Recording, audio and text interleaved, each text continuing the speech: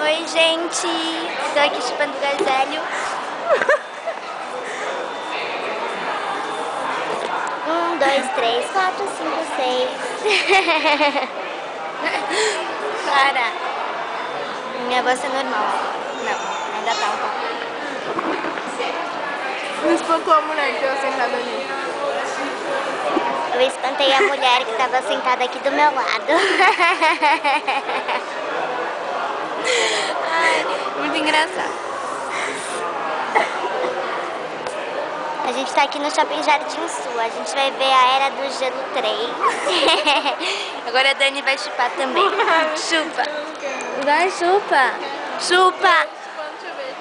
Ela tá chupando sorvetinho. Para! Olha que gorda.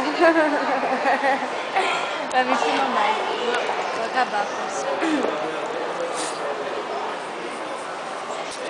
Ai, acabou agora o gazelho.